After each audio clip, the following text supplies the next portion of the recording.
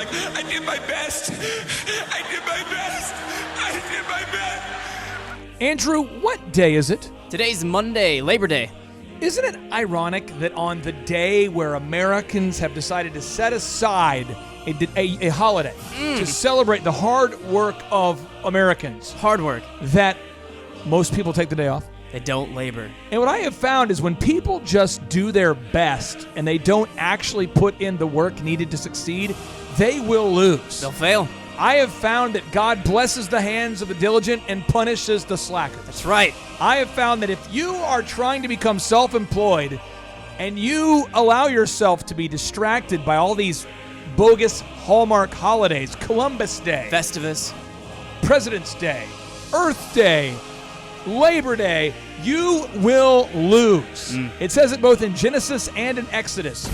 Work 6 days and rest on the seventh. Now, Luke, this is your first time being on our show. This is your first day of work, Yes, great to be here. and you started on Labor Day. I did, yeah, absolutely. Did you have any doubt that I would be working on Labor Day?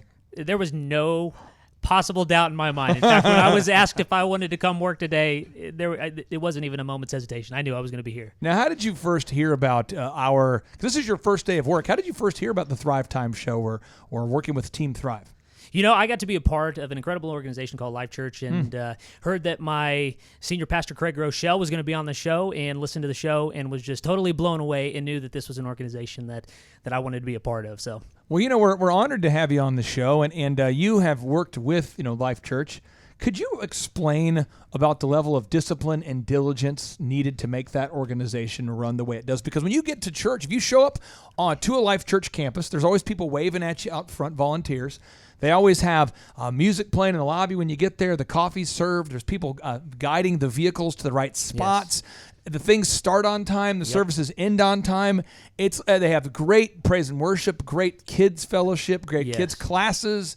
Everything about Life Church is huge and great and well done, which is why, with a spirit of excellence, it has now grown into the largest evangelical church in America. Yes. Talk to us about the work ethic and the diligence that you see starting from the top over there at Life Church. yeah, without a doubt, Pastor Craig is the hardest worker I know and have ever met in my life, and it just trickles down all the way to the staffs.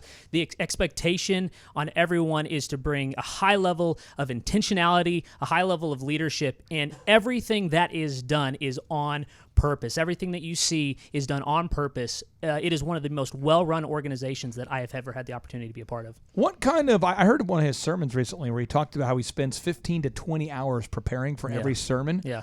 What are some other examples of the kind of diligence that you've seen where you say, this guy's one of the hardest working guys I've ever seen? What are some other examples where you would say, whether it be Craig or someone else at Life Church, where you say, that right there is an example of having an excellent work ethic? Yeah, absolutely. I mean, when I look at Pastor Craig, I mean, he's the most disciplined person I have ever had the opportunity to encounter, I think. And so, I mean, even when it comes down to just his discipline in eating and exercise, I mean, that man will not miss a stinking day. And one of the principles that he teaches the staff and teaches everyone who get to be a part of the organization is that don't try to bite off the whole elephant, right? Take one bite at a time, add one discipline a year, and build that into your lifestyle. And over the years, that's what's going to trickle down and make you into the person that you want to be as you bite off one bite at a time. What made you the proudest working with Life Church? What was some of the things? Because I have found where cultures have high expectations. Yeah. There's a lot of pride, not in a way where you're uncoachable and you're out running around town bragging on yourself. I'm talking about there's a certain ownership you feel when you're held to a high standard. Yeah. Can you talk to me? I mean, what kind of feelings did you have about working there? Was it a pride? Were you excited to be part of that team? Talk to me about what it felt like to be part of that team. Well, one of the key components of being a part of that organization is that everything that is done comes out of the mission to lead people to become fully devoted followers of Christ. And so nothing is done that does not directly relate back to that. And so everything that we do, everything that we're asked to do, everything that we get to be a part of flows out of knowing that you're making a difference in this world and you're going to have an impact on people because it all leads back to the mission statement. Andrew, how old are you? I'm 21. Are you sure? I had to think about it, but yes. Okay, you're 21 years old. Are you married? I am married. How many rental houses do you own? I have one. How many wives do you have? Also one. Oh, that's kind of a theme there. So one rental house, one wife. What time did you wake up today? Today I woke up at 3. So not one. Not one. Let's play the game again. Changing it up. How many wives do you have? Got one. How many rental houses? For now, one. What time did you wake up? 3. I thought the whole theme for you was going to be Juan. Juan. I wake up at Juan. I have Uno. Juan rental house. Juan. I have Juan wife. I have Juan. I thought that was going to Woke be a up thing. at Juan. But you did the 1-1-3 move. Yeah. I didn't wake up at 1. You woke up at what today. time again? Woke up at 3. You can change that tomorrow if you want. I think a lot of Like the people. one. Yeah. I think a lot of people, though, they want to have success, but they're just not willing to put in the work. And so today's show is not meant to beat anybody up. It is just a show where I go through, I'll teach you the business principles. I'm going to walk you through the specific principles that have been shown to work time and time again, and then I'll leave it up to you to decide whether you want to be diligent and disciplined to implement the systems. But today's show was recorded. I was walking up and down the Riverwalk this morning from my phone. So if you hear birds or water or traffic, or if you hear any of that kind of stuff, that's because I was on my phone recording the show. But I wanted to record the show in a little different format, maybe one that's a little bit more memorable for the listeners. It feels more personable because once you get the idea that and bringing excellence to everything, and specifically your work ethic, you will absolutely win in the game of business and in the game of life. And so now, without any further ado, we talk about how discipline will create the life you want, how discipline and diligence will create the success that you seek.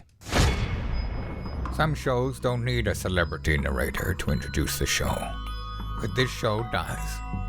2 men, 8 kids, co-created by 2 different women, 13 multi-million-dollar businesses. Ladies and gentlemen, welcome to the Thrive Time Show. 3, 2, 1, here we go! Started from the bottom, now we here. Started from the bottom, and we'll show you how to get here. Started from the bottom, now we here. Started from the bottom, now we here. Started from the bottom, now we here. Started from the bottom, and we'll show you how to All right, welcome back to another Walk and Talk edition of the Thrive Time Show on your radio and podcast download. Now, on today's show, I'm going to talk about something that is so obvious, so clear, so easy to grasp that I think people don't want to see it. It's this thing called discipline. You see, Jocko Willink, the famous ex-Marine best-selling author, he talks about this a lot. Proverbs talks about it a lot. Proverbs 10:4. The book of Proverbs talks about diligence. But here we are. It is Labor Day, the day where America celebrates the hard-working nature of our culture by taking the day off, which makes zero sense to me. It does make sense to me that the first state to adopt the celebration of Labor Day was Oregon, because Oregon likes to take the day off. I get it. They're a very progressive state. But here we are, it's Labor Day, and I'm at the office working, laboring on Labor Day. Why? Because I want to work on Labor Day, which is why I can't lose.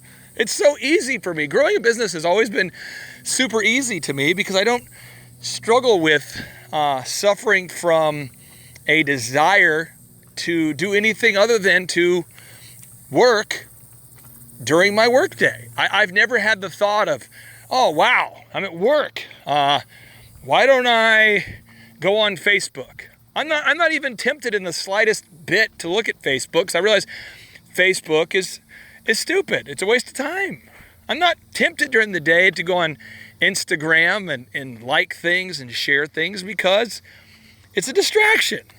I don't feel a need to take the holidays off because it's a distraction. I don't want to take the day off. I mean, maybe if you're listening out there, maybe you don't agree with me on this, but I do believe that the Bible was written in Hebrew. We know that the original Bible was written in Hebrew, and maybe you don't agree with this, but I believe that it is true. I believe that the Bible itself is true. That's where I find my truth. And in the Bible, it says that God created the earth in how many days?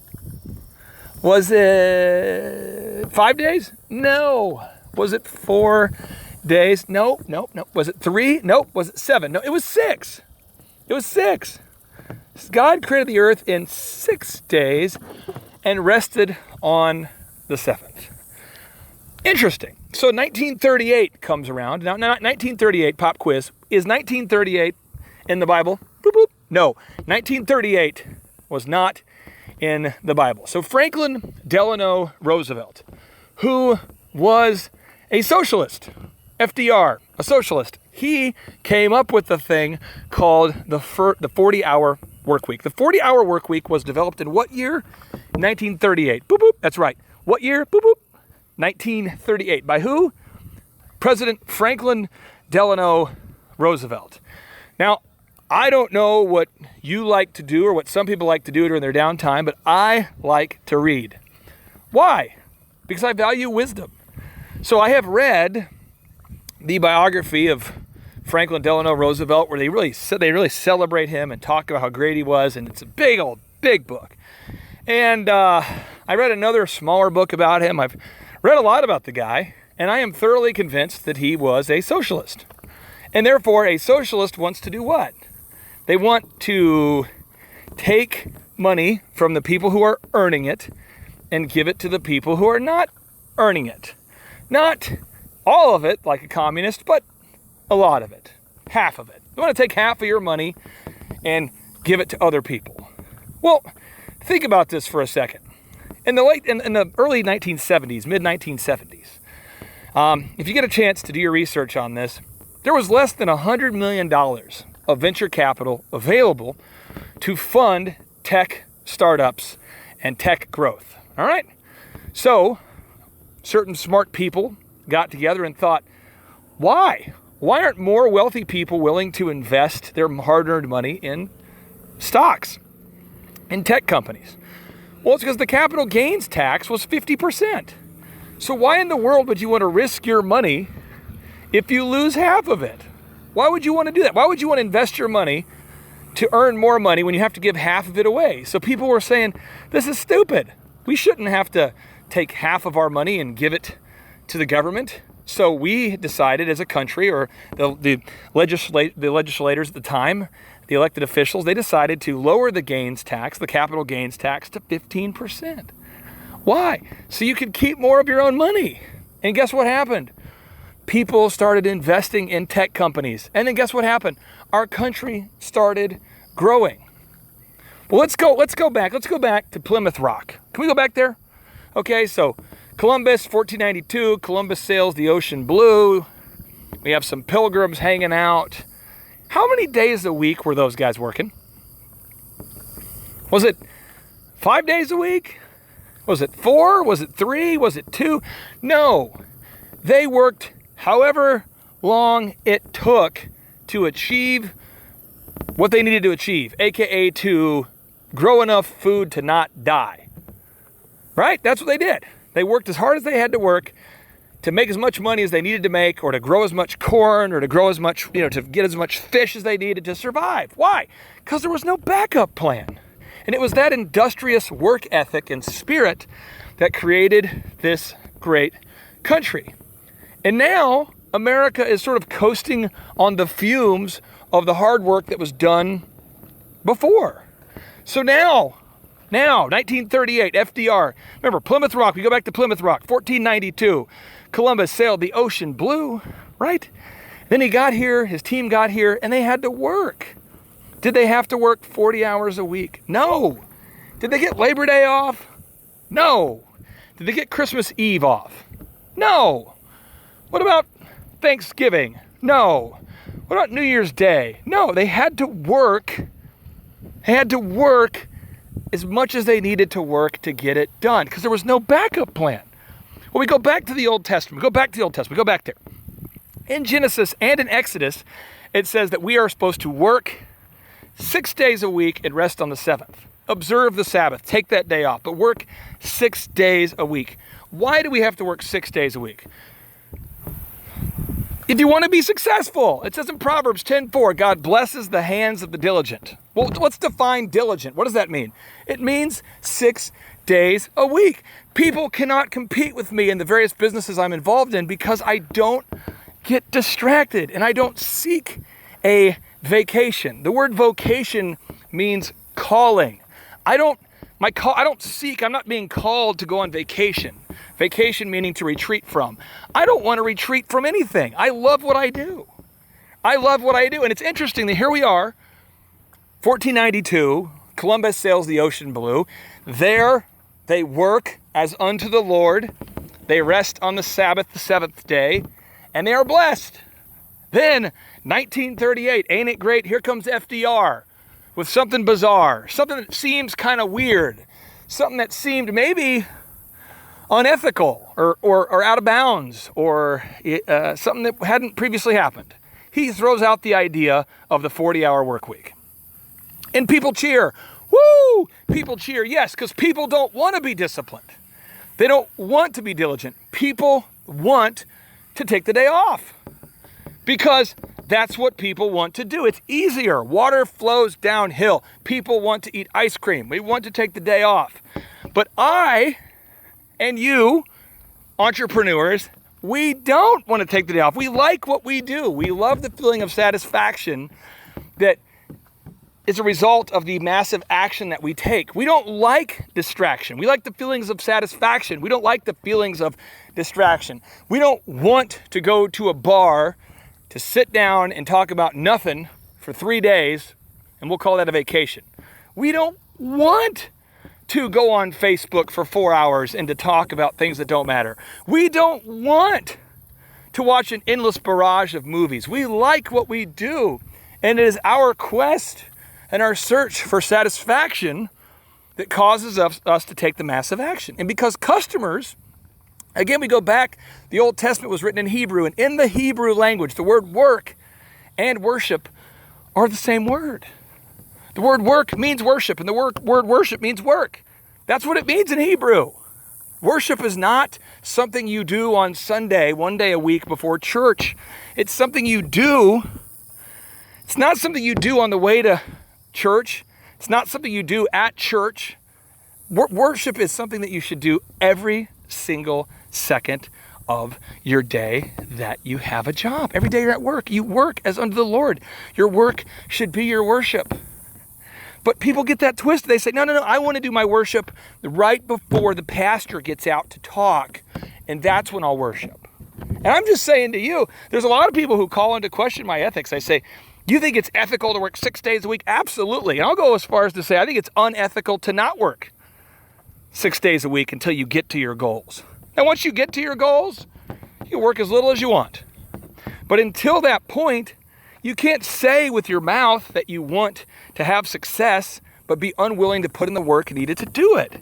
It's ridiculous. This would be like me wanting to run a marathon, but being unwilling to train. This is like me wanting to get into shape, but be unwilling to change my diet. You have to have some sort of discipline.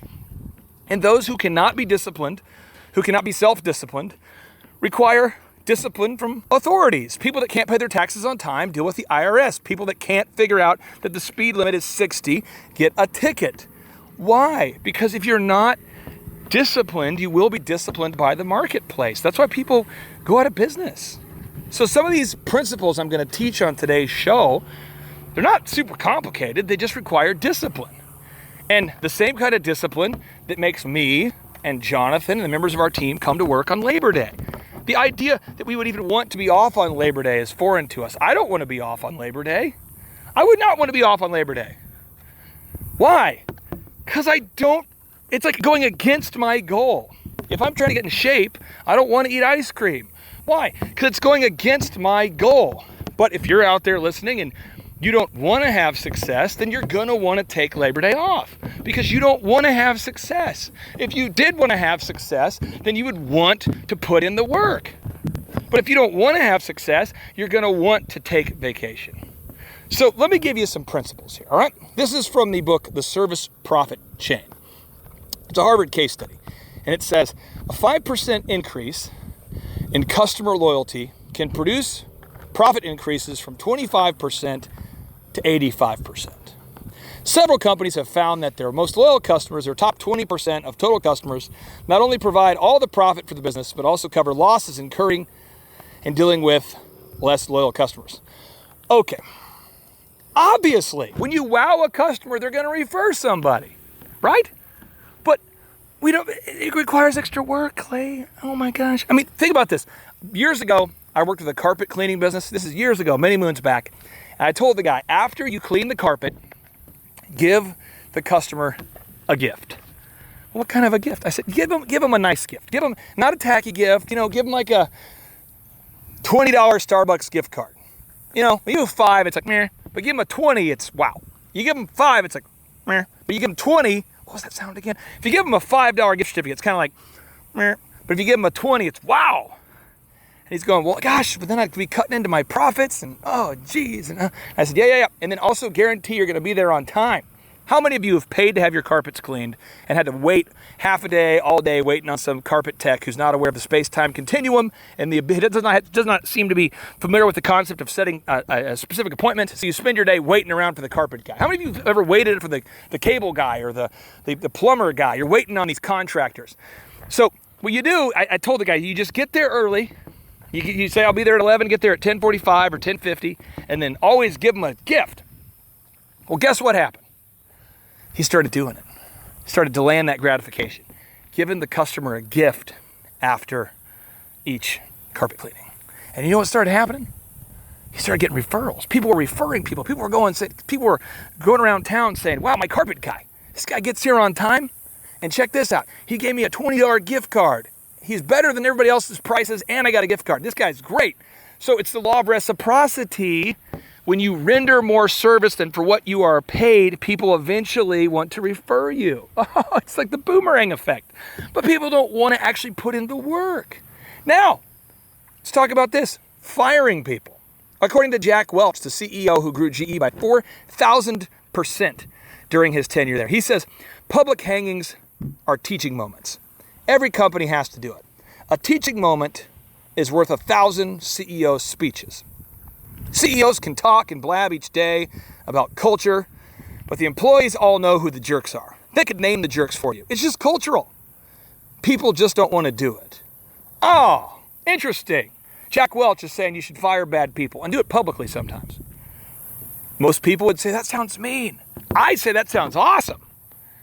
Now, if you read the book, Genesis, again, I hate to go back to that book, but Genesis, Adam was told, hey, Adam, don't eat from the what? The tree? Don't eat the tree. Don't eat the forbidden fruit. Don't eat it. Boom. He ate from the tree. Did he not? And then what did God do? He kicked him out of the garden. Right? Right. And did God feel bad? I don't know why this would happen. I mean, did God lament? Did God experience guilt? I don't know. But he did it. It's the law of cause and effect. Firing people. And again, people just don't want to do it. And if you do want to have success, you're going to want to fire bad people. Like right now, I'm on this walk and I want to tie my shoe. So I'm going to tie my shoe. Now I'm tying my Yeezys. I'm putting the phone down to tie my Yeezys. I'm going to tie my left shoe now. Now, if I said to you that I want to tie my shoe, but I never actually tie my shoe, somebody out there who's got some deep psychological training, explain to me what would happen if I wanted to tie my shoe but never actually tied my shoe. My shoe wouldn't be tied? Yes! So if you don't fire people, you're going to have bad people. And this just did. Bad people are going to repel customers. And your good customers are going to tell other people, don't use them, they have jerks. So the customer will discipline you if you don't fire bad people. Which again, the service profit chain reports that a 5% increase in customer loyalty can produce profit increases by 25 to 85%. So if you have a church right now, if you have a business right now, I want you to write down on a piece of paper the jerks. Write down the people on your team who are freaking idiots. Write them down.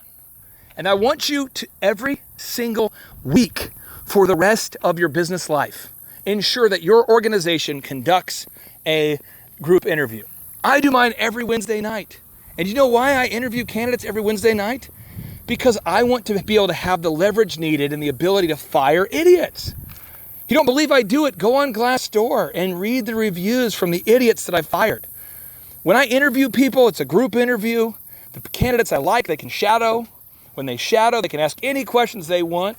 But certain morons don't believe in cause and effect. They'll actually take the job knowing that they are fake, that they don't have a real work ethic.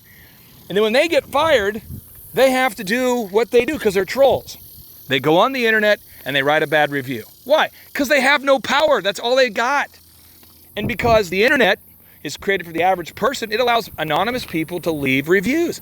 I would love Glassdoor if it would list the specific person and who they are and why they're writing that comment. And if the owner could respond back with their side of the story. But the problem is most people don't want to hear the owner's side of the story because most people aren't disciplined enough to become an owner. Forbes writes, over 50% of the working population now works in small businesses. Gallup writes, 57% of Americans surveyed say they want to start their own business someday. Do you really? Do you really want to start your own business someday? If you own a business, do you really want to make it a successful company? I don't know. Because today I recall waking up at 2:30 in the morning on Labor Day. Why? Because I've got stuff to do. Why? Because that's what I signed up for. You can't grow a men's grooming lounge called eitrlounge.com, elephantinttheroomlounge.com. You can't grow that business. You can't help to mentor and coach up a business like Tip Top Canine. You can't do that if what? If you just want it. You have to do it. You see, you can't help mentor up and coach up. Those guys at Tip Top Canine are great people, Rachel and Ryan Wimpy. But not only did Rachel and Ryan want it, but they're willing to put in the work for it. You see, that's the trade-off, the trade-up, the trade-off. That's the discipline thing. They wanted to be successful, and they asked me how to do it, and I taught them. But they're a client. I signed up for that, so I have to meet them. This morning at 6 a.m., I met with Complete Carpet. Why did I meet Complete Carpet at 6 a.m.? Because I have exchanged my time for compensation. We go back to the Bible, the word Hebrew. In the Hebrew language, the word money means a certificate of appreciation. A certificate of appreciation. That's what the word money means in Hebrew. So they're paying me their hard-earned dollars, and so I took their money, and therefore it is incumbent upon me. It is my responsibility to what? Deliver the service. Am I going to say, hey, I can't meet this week, guys, because I'm on vacation? No, I'm not. I'm going to suggest a different time to meet if we had to or whatever. But the whole world wants you and me to take off Labor Day. But they did not take off on Labor Day. And you know why they didn't take off for Labor Day? Because they're the real deal. Complete Carpet, baby. Complete Carpet. That's the real deal. Local business right here in Tulsa. I won't coach any other carpet businesses outside of Oklahoma because of my role in helping work with OxyFresh over the years and my friendship with Jonathan Barnett with OxyFresh, who also is an owner of Elephant in the Room Men's Grooming Lounge. But it's so easy to grow a business. You just got to put in the work. Think about this for a second. Steve Jobs, the co-founder of Apple and the former CEO of Pixar, once wrote, "You can't connect the dots looking forward. You can only connect them looking backward." So you have to trust that the dots will somehow connect in your future. You have to trust it's something. Your gut, destiny, life, karma, whatever. I think Steve Jobs has a little more faith than me. It would be hard for me to not believe that this planet was immaculately conceived and created. I can't have that kind of faith to believe that just through sheer randomness the world was created. It's too detailed and too... It's like a master architect designed this planet. I don't have the kind of faith needed to believe that didn't happen. But with Steve, he didn't have a faith like I have. I have a faith in Proverbs, you know. God blesses the hands of the diligent. Proverbs 10:4. You got everybody listening right now, you should just read Proverbs. Because there are so many profound things it says. It says in there, if you don't work, you shouldn't eat. Jeez. I wish they would just maybe teach that in college. Just if you don't work, you don't eat. Let me maybe teach that to our legislators. And then we maybe teach that to the Congress. And then pretty soon, guess what? If you don't work, you won't eat. And then people that don't work and don't eat will probably do what? get their ass motivated to get a job. That's what they're going to do. But, oh, by the way, the word ass is found in the Bible, jackass. So you got to, if you're a jackass and you're not working, you don't deserve to eat. That's how it's supposed to work. But we screwed that up somewhere along the way. We thought about, 1938, if you don't work, maybe you can eat a little bit, and we'll just take some of, Bobby's food here. Since Bobby's really good, we're going to take some of that food and give it to you. Think about how jacked up the game of basketball would be if they did that. If they said, LeBron James, you are just dominating. You are so good. So we're going to take 12 of your points and give those points to little Bobby over here. Because little Bobby only averages 12 points a game. And LeBron, you're averaging 30 points a game. So if we take 12 points away from you and give that to Bobby, now Bobby averages 24 points a game. And you only average 16. But then that wouldn't be fair. So what if we lend a little more to you, Mr. LeBron, or we have you pay a little bit of a graduated tax system? Or the point is, it's just cause and effect. And if you cannot grasp the idea of cause and effect, if I were to cancel my meeting this morning with Complete Carpet and Papa Gallows and Redmond Growth and Digi Systems and these different businesses, you know what would happen? They wouldn't meet with me. What? Yeah. So if I canceled the meeting, they wouldn't be meeting with me. If they weren't meeting with me, that means they've paid for something they didn't get, and then it wouldn't work. So it's interesting how over time, if you look at my clients that make the most money, they're the ones who always show up. Not just to my meetings, but to everything. They show up for their staff meeting. They show up for their group interview. They show up to pick up the phone and to call their leads. They show up. And you know the clients that lose?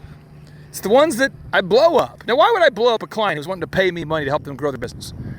If you're not willing to do your action items, I've got to fire you. That's why my program is month to month. I'm not going to put up with somebody who wants to have success, but is unwilling to keep something as simple as a weekly meeting. The consistency of actually calling their leads or doing quality control calls. If that idea of doing a stupid repetitive task over and over, if the idea of Kaizen, of continual improvement, as the Japanese call it, if the idea of continual improvement, as the Japanese call it, Kaizen, if that idea is hard for you, and if I hear you talking about, I just want to make passive income, I got to get you off my field, because you're not going to be successful. Let's play that out for a second. Let's say that you actually bought a piece of real estate so you can make some passive income. Some passive income. Well, if you bought a piece of real estate so you can do that passive income thing, do you not have to collect from the renter every month? Yeah, you do. Do you not have to mow the grass if they don't do it? Yep. Do you not have to fix the air conditioning if it goes out? Yep. Do you not have to evict people that won't pay? Yep. How passive is that? Do you not have to consistently market to make sure that you are never without a tenant? Yes. That's not passive at all. Being in business is like being a gardener. You got to pull those weeds every single week. And somebody out there needs to hear this message, but somebody out there is trying to come up with a hack or a get-rich-quick move that allows you to have all the weeds pulled at one time. You're looking for a pesticide or some kind of something that's going to kill the weeds, and it's gonna. Well, what happens is, shocking, there's poison in it. Shocking, it turns out it's not good for you. Shocking. The point I am trying to make is that discipline is what creates wealth. It is easy to be successful. So easy if you're just willing to put in the work. Think about this deep thought for a second. A new survey from Career Builder of more than 2,500 hiring managers found that 56% have caught job candidates lying on their resumes. That's from Time Magazine. The article is called "You Won't Believe How Many People Lie on Their Resumes." Now, that was an old school article. A newer article by Inc. magazine reports that 85% of employees now lie on their resumes. Is that shocking? No, it's not shocking to me. Clay, it's not shocking to you? No, it is not shocking, which is why I do the group interview every week. But somebody out there is saying, well, because they're family, because they're friends, because they're somebody I knew from college, I can't fire them. I can't do the whole move of if you don't work, you don't eat. I can't do the move of, hey, if you break the rules and you eat from the forbidden fruit, if you eat from the forbidden tree, I can't kick you out of my garden because I would feel bad. If you're not down with cause and effect, you're not going to be successful. And this is the rub. This is the tough part about being an entrepreneur. You have to set the standard. And the rest of the world's going to say, you're so mean. I can't believe that you would fire somebody. I can't believe you'd work on Labor Day. Trying to guilt me into feeling bad. I can't believe that you would work on Labor Day. I mean, how could you possibly? Oh my. What? What? I have seen so many men in their 40s and 50s that have never missed an opportunity to take off. They're off on Labor Day, the day before Christmas Eve, called Festivus. They're off on Christmas Eve. They're off on Christmas. They're off the day after Christmas, and that whole week might as well. They're off on New Year's Eve. They're off on New Year's Day. They're off on Thanksgiving Eve. They're off on Thanksgiving. They're off the whole week of Thanksgiving. They take off for every possible holiday, every birthday. They cannot possibly ever skip a kid's soccer game to get something done, to honor their commitment to their customer. They can't ever skip a soccer game to finish the home remodeling project they promised to finish. No. That's why when I hire contractors, the vast majority of the time, they don't hit their deadlines. Why? Because they'll call me and say, Clay, here's the deal. My son's playing in a 3rd grade baseball tournament, and I don't want to miss it. My daughter has a tournament. I can't miss it. I need to go to the 8th grade graduation. Clay, I can't hit the deadline that I promised I would hit because I want to be a good dad. Are you kidding me? You're going to teach your kids that a good dad drops the ball at work to attend a 3rd grade baseball game? No! You got to honor the commitments you signed up for. And those are the people who are in control. And the people like that who I've met who've never missed an opportunity to skip work and to enjoy a holiday, those are always the broke ones. The ones that are broke are always the ones, they always come to me, 40-year-old men, 45-year-old men, going, Clay, I'm always overwhelmed. Yeah, because you take a day off all the time. Leads keep coming. You can't take a day off. You got to work 6 days a week and take off on the 7th. And then once you hit your goals, you can hire somebody else. You can't put a sign up that says, I'm closed today because my kid's having a birthday. Imagine if Starbucks worked that way. Or Southwest Airlines. I mean, imagine how the titans of industry would work. How well would it work if Hobby Lobby and Guitar Center and Target put up signs that said, we can't come to work today because Bobby's having a birthday. Nobody cares about little Bobby's birthday. They're there to buy speakers and home decor and whatever the crap they're buying at whatever the store it is. You can't sit there and let your personal lack of consistency impact your business. You can't run a business. Your business can't feel like an emotional person. It can't. I've been partnered with so many knuckleheads in the years past who are, I can't work this month because I'm going to go skiing this week, and the next week I'll be back from skiing, but I'm going to go visit my grandma. Are you kidding me? You can't do that until you're at a certain level, the tipping point. Now, once you get to the top, if you want to do whatever you want to do, you can do it. But you can't do it that way. It doesn't work that way. It's all about discipline. Here's something crazy for you. This is a crazy idea here. According to Fast Company, the article is called Here's the Truth About Lying at Work. A global survey of workplace management company Kronos found that as many as 58% of employees call in sick on days when they want to watch or attend a sporting event. 58%. 58. That is not high enough. I don't think it's that low. I've had a lot of employees. Hundreds of people. Thousands of people. I don't agree with that stat, but I don't have my own stat to argue it with, but it says only 58% of employees call in sick on days they want to attend a sporting event. This very simple kind of twisting of the truth can cost organizations 8.7% of payroll, according to the study. 8.7% of payroll. I believe that. Now, these new Yeezy shoes I have, these new Yeezy shoes that were given to me given to me from Colton Dixon. Colton Dixon gave them to me. He's a Atlantic recording artist. He gave me these Yeezy shoes. I love the shoes. The look of the shoe, the feel of the shoe. These are the Kanye West shoes. However, these shoes tend to come untied often, so I'm going to tie my shoe again. Maybe this time extra good. But what if I didn't tie my shoe? What if I just said I want to tie my shoe? Then my shoe would not be tied. What is going on with employees saying you want to be self-employed when you can't come to work every day? If you work for me, you will see my car in the parking lot by 3:30 a.m. virtually every day. Why? Because I want to do something massive with my life. What is that thing I want to do? What is it that I want to do? What do I want to do? I wanted to get to a place in my life where I never had to worry about finances, and I wanted to teach people the proven steps needed to achieve success. That's what I wanted to do. Because my vocation is my what? My calling. My vocation is your vocation should be your what? Your calling. And the word vacation means to retreat from. Why would you want to retreat from your calling? Because Labor Day? No. See, this is why it'd be very, very hard for you to compete with me, if impossible, in fact.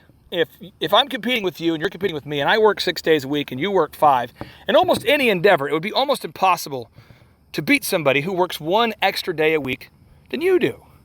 Now, the Atlantic publication, they have an article called The Secret Shame of Middle-Class Americans, which reports that 47% of respondents say they have less than $400 saved.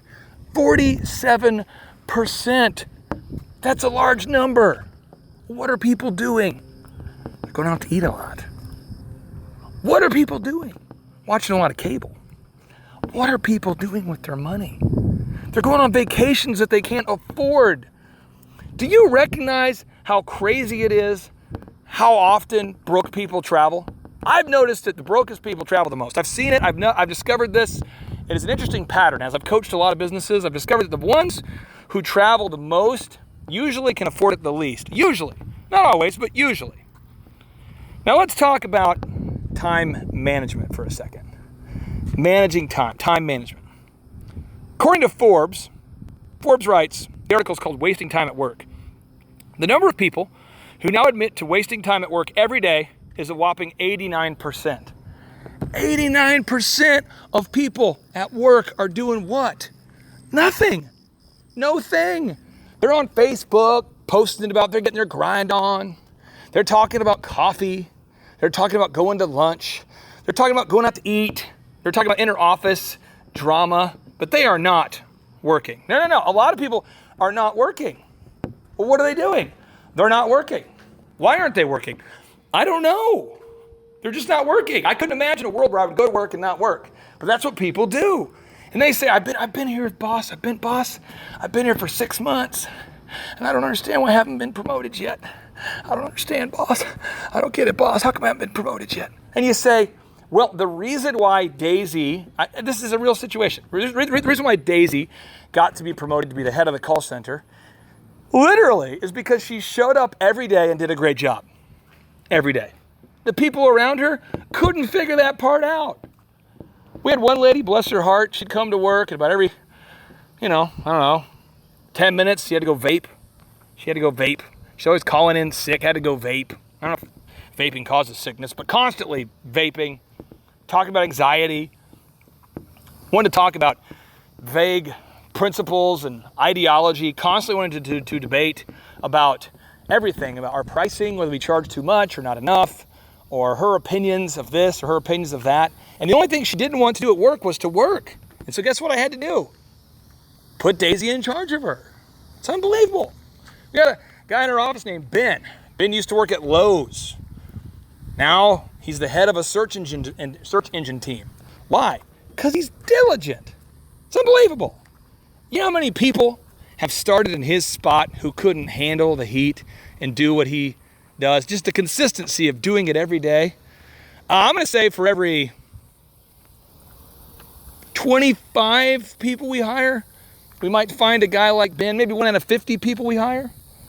Out of every 50 people we hire, we find like one Ben. I do the group interview every Wednesday at what time? 6. Every Wednesday at 6. So when I interview all the candidates on Wednesdays at 6, guess how many candidates I interview? usually 30 to 40. I usually have every week at least 50 people that say, I'm going to be at that interview. And then we probably have, 20 to 30 that actually show up on a high week, 10 on a low week. And I interview them, and guess of those 10 that actually show up, how many of them can be on time? Usually 4.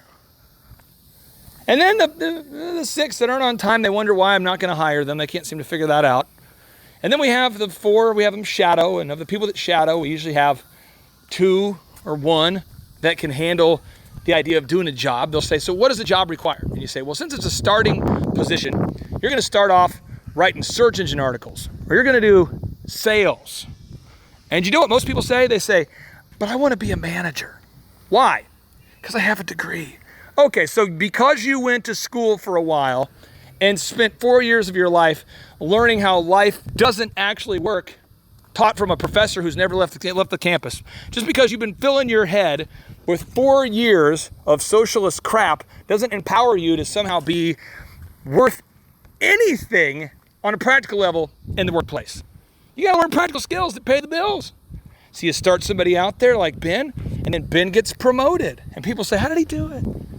He gets paid more than I do. How did he do it? And you tell him, you say, he showed up to work on time every day. And he did his job. And then it's like, yeah, but what else? What secrets? What hacks? How did he? There's no shortcut to success. The long road is the short road. Unemployment. Check this out right now. According to Gallup, it says right now we're hearing much celebrating from the media and the White House and Wall Street about how unemployment is down. Right now, as many as, it lists out, the millions of people that aren't currently employed. But I'm asking you, how many people do you know that have a job that don't deserve a job? How many people do you know right now that have a job that frankly don't deserve a job? I can think of many people that I've had to hire over the years that don't deserve a job. They just cannot show up to work on time. They can't be consistent. But you got to have somebody, right? So they have a job. How sweet of an economy is it where people who shouldn't have a job have a job? That's a sweet economy. So let's make this very actionable. Let's teach you some proven principles that you can apply, and then you can decide right now whether you want to do something about it or just be pissed and sort of be in this weird cognitive dissonance phase of your life where you know what to do but you don't do it because that would require doing something. Branding. Michael Levine, the PR consultant of choice for Nike, for Prince, for Michael Jackson, Charlton Heston. He writes, if you give someone a gift and you give it to them in a Tiffany box, it's likely that they'll believe that the gift has a higher perceived value than if you gave it to them in no box or a box of less prestige. That's not because the receiver of the gift is a fool, but instead because we live in a culture in which we gift wrap everything. Our politicians, our corporate heads, our movie and TV stars, and even our toilet paper. Well said. So what do you do with that? I'm asking you on a scale of 1 to 10 right now, how highly would you rank your website in terms of the appearance? On a scale of 1 to 10. If 10 is a perfect, beautiful website that converts and generates you a lot of leads, you give yourself a 10. If a 1 is you have a website that looks great, but you don't get any leads, or you have a website that looks terrible and you don't get any leads, give yourself a rank. Give yourself a rank right now of I'd say, well, let's think like an entrepreneur. Let's make it a 1 or a 10. Nothing in the middle. Don't give yourself a 7. 7 gives you permission to not act. On a scale of 1 to 10, 1 or 10, how highly would you rank your website? 10 or 1? Discipline. Discipline. Think about this for a second. Chet Holmes, the business coach who has since deceased, who worked with Charlie Munger. He wrote the book called The Ultimate Sales Machine. Charlie Munger, if you look up Charlie Munger, he is Munger, the billionaire you've never heard of. He's Warren Buffett's partner. He writes, the missing ingredient for nearly all the 1,000 plus clients I have worked with to directly improve their businesses is pig-headed discipline and determination. That's right. We all need a PhD, pig-headed discipline and determination. We all get good ideas at seminars and from books, radio talk shows, and business building gurus. The problem is that most companies do not know how to identify and adapt the best ideas to their businesses. Implementation, not ideas, is the real key to success. Discipline on a scale of 1 to 10. 10 being very disciplined. You're very disciplined. You get to work every day at 3 a.m., you knock your stuff out. You get to work at 4 a.m., you knock your stuff out. You get to work at whatever time you have to get to work to knock out your commitments. You follow up, you follow through, you deliver on your commitments. That's a 10. 1 is more often than not, you're always $1 short, a day late. You wanted to write your book, but you couldn't find the time. You wanted to write your call script, but you couldn't find the time. You wanted to watch your sermons to see how you could make them better, but you couldn't find the time. You wanted to start the process of the group interview, but you couldn't find the time. You always just don't have enough time. Scale of 1 to 10, rate yourself right now. 10 being the best, 1 being the worst. Give yourself a ranking of a 10 or a 1. Education. Steve Jobs, when speaking to President Obama, he says, "It's absurd," he added, "that the American classrooms are still based on teachers standing at a board and using textbooks. All books, learning materials, and assessments should be digital and interactive, tailored to each student and providing feedback in real time." What Steve Jobs is talking about is that the education system currently consists of, "All right, now, Clay, I want you to memorize this. Everyone read pages 100 through 200 by tomorrow for the history class, and read about the Byzantine Empire, and then memorize all that crap, and then we'll take a test tomorrow." So you pull an all-nighter, you memorize all that crap, you put it on a piece of paper, right? You go to school, you read crap, you memorize the crap, you regurgitate the crap, and you keep doing this while you're getting like a B or an A. If you're really good at it, you get an A. If you're okay at it, you get a B. And you keep doing this, and now we go, "Yay, look, you've graduated." Well, what does the word commencement mean? The word commencement means the beginning. Home skill, you've just begun. And let me tell you what, the game of life in the world of business doesn't involve a whole lot of memorization. Just today, John updated some passwords, and he told me the password, and 5 seconds later, I forgot it again. Why? I don't have a great memory. And most successful entrepreneurs I meet don't have incredible memories. They just grind. They just grind. Education is learning practical skills that will allow you to pay the bills. That's what education is learning practical skills that will allow you to pay the bills. Thomas Edison, he says, "Vision without execution is hallucination." Thomas Edison, vision without execution is hallucination. Are you hallucinating? Are you out of your freaking mind? Are you hallucinating? Are you somebody who's talking about success but being unwilling to put in the work? Are you just hallucinating? Are you just buying the gym shoes but not actually working out? What are we doing here? Are we buying books and not reading the books? Are we buying a bike and not riding the bike? What are we doing? Are we hallucinating? Look at it. I could be successful. I want to be successful. Calm down with all these journals about getting my grind on. I got my grind on journal. I got my power woman journal, my power man journal.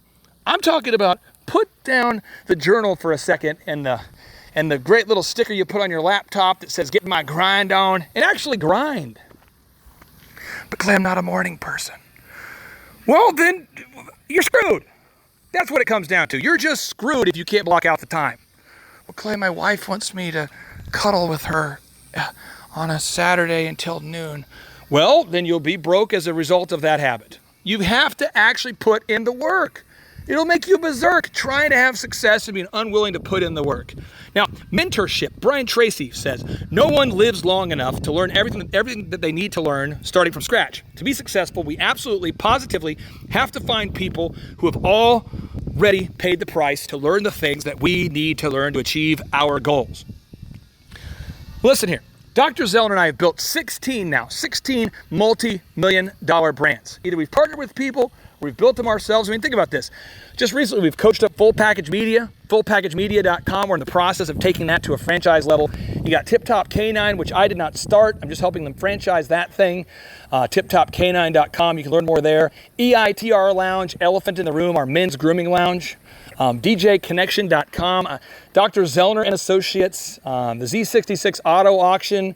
Z actually teamed up with Sean Copeland to buy a bank. What? To buy a bank? Yes. So we know the answers. We know how to grow a business. But we can't help you if we don't get a chance to meet you.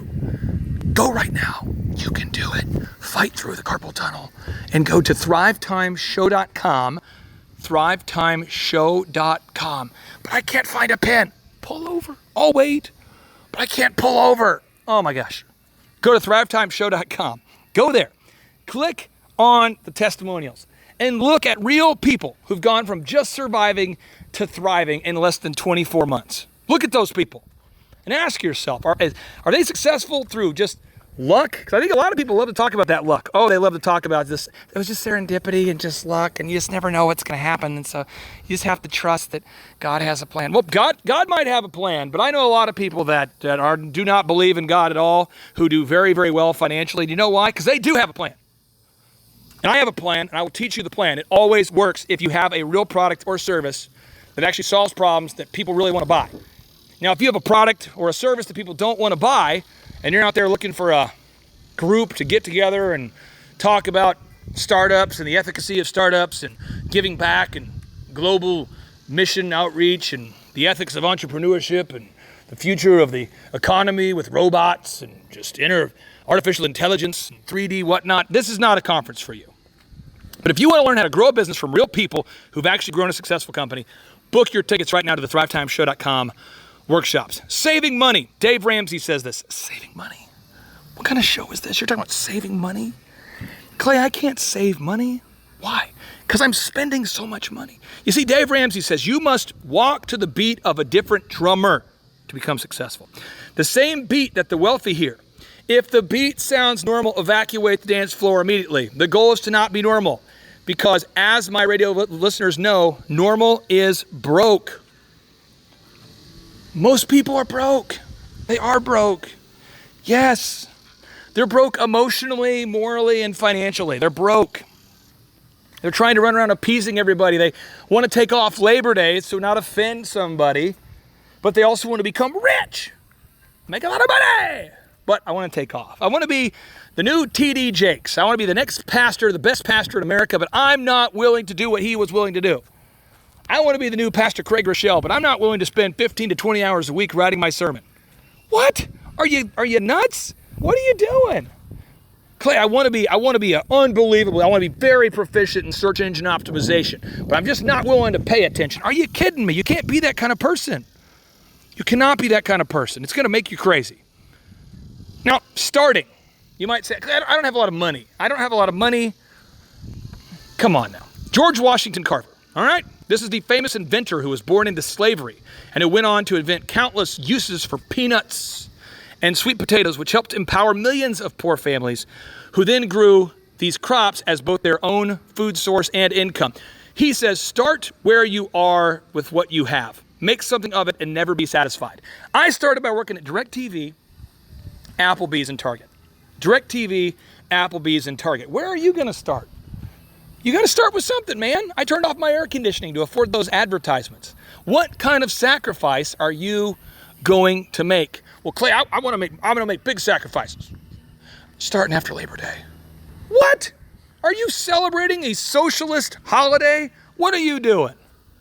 I don't know a whole lot of successful entrepreneurs who were taking off Labor Day en route to their success. I just don't know a lot of them. I'll tell you what, you name me right now somebody who's built $1 billion business or a multi-million-dollar business by working 38 hours a week. I know of one multi-level person. Don't give me that multi-level crap. You know that's going to implode. It always implodes. Right? Genesis Pure, how's that going? What? Melaleuca, how's that going? What? Systems. Michael Gerber, the best-selling author of the E-Myth book series, writes, most entrepreneurs are merely technicians with an entrepreneurial seizure. Most entrepreneurs fail because they're working in their business rather than on their business. You see, you got to schedule time right now to make the systems. You can't be having just a bunch of verbal traditions where you tell your people, go over here and do this and do that, and you got to have systems. It's got to be written down, a checklist. What is your process, as the Canadians call it? What is your script? What is your system? What does that look like? You've got to have systems, scripts, checklists, processes, operations manuals, handbooks. All these things take time. Clay, how long did it take you to write your handbook? 50 hours. It took you a whole week? Yep. When did you find time? 3 in the morning is a great time. Less interruptions at 3 in the morning. Now, Warren Buffett goes on to talk about systems. He says, I try to buy stock in businesses that are so wonderful that an idiot can run them, because sooner or later, one will. My name is Clay Clark, and I would encourage you to labor on this Labor Day and every Labor Day. I'm not sure when this podcast will come out, but I would encourage you to work on Labor Day. I'd encourage you to work on a Saturday. I'd encourage you to work as unto the Lord six days a week. I would encourage you to work 6 days a week as unto the Lord and quit celebrating made-up American holidays. Work 6 days a week. Proverbs 10:4 said, God blesses the hands of the diligent. Work as unto the Lord. Allow your work to be your worship. Do the best job you can. Wow your customers. Sit down, make those checklists. Do the work you have to do. Make those sales calls. Delay your gratification. Because then someday you can live like nobody else. You can go into Atwood's and run into me there. And we could buy, 7 or 8 silky chickens, and we're not worried about the cost. We could go to Guitar Center and buy a speaker and not stress out about what it costs. We could go on a trip if we wanted to. We could stay home if we want to. We could put a pool in the backyard. We could do whatever we want because we have delayed gratification. That is the conversation. Delay that gratification, and you will dramatically increase your compensation. My name's Clay Clark, and I'm laboring on Labor Day because God blesses the hands of the diligent. And diligence means a 6th day, working on the 6th day. Remember, you work on the 6th day, rest on the 7th. Read it in Exodus and in Genesis. Look it up. Look up the Hebrew definition of the word work. Notice it means worship. Notice that work means working 6 days a week. Well, now I'm just going to go back and do some more laboring on Labor Day. What if one awkward, potentially even harsh conversation had the opportunity to serve as the catalyst that would forever change your life? My name is Clay Clark, and I'm the father of 5 kids. I had a goal to be a millionaire before the age of 30 and to hire my dad. And after I achieved my goals, I've spent the vast majority of my professional career helping people like you. Because I care enough about you, I'm willing to have that tough conversation with you today. Because I believe in your future and I know of your dynamic ability to change. Are you tired of chasing your rainbow dreams and being one of the 90% of American businesses that fail every single year? Are you tired of feeling stuck and being one of the 70% of Americans that hates their jobs? Are you looking to build a real business that will realistically create both time and financial freedom for you and your real family while you're still on earth and healthy enough to enjoy it? Are you done with the pyramid schemes, the get-rich-quick hype programs, the no-money-down real estate scams, and those quasi-religious, feelings-focused motivational seminars? Are you looking for the practical and actionable business systems and processes and the strategies that both Dr. Zellner and I have used to build 13 multi-million-dollar real businesses? My friend, these are real companies. We're talking about a real multi-million-dollar optometry clinic, a real multi-million-dollar wedding photography service, a real multi-million-dollar durable medical equipment company, a real multi-million-dollar men's grooming franchise, a real multi-million-dollar marketing company, a real multi-million-dollar auto auction, a bank, a top 10 iTunes podcast in the category of business, and an Amazon best-selling book. So are we lucky? Do we just know how to pick the right industry, or do we know the proven path? My friend, why do 90% of businesses fail, yet all of our businesses don't? What if you knew the proven systems too? Would you too earn financial freedom? But will the system work for you? Well, I don't know. Call Rachel and Tyler Hastings with the Diligence Clinical Research in New Orleans. These folks have implemented our systems over the past 22 months, and they are now making an incredible monthly profit with Diligence Clinical Research of over $100,000 per month. Will the system work for you? I don't know. Call Thomas Crossan with Full Package Media in Dallas, Texas, and ask him what it feels like to go from being a startup to grossing over $100,000 per month with his real estate photography business within 26 months of joining our program and implementing the proven business strategies. But will the system work for you? I don't know. Call Rachel and Ryan with Tip Top Canine and ask them what it's like to grow their dog training business from just 1 location to over 8 locations within just 24 months, implementing our proven business coaching system. But will the system work for you? I don't know. Call Aaron Antis with Shaw Homes and ask him what it feels like to be Oklahoma's largest home builder and what it feels like to increase the amount of inbound leads that he receives by over 300% within just 18 months of implementing our proven system. So what does it cost?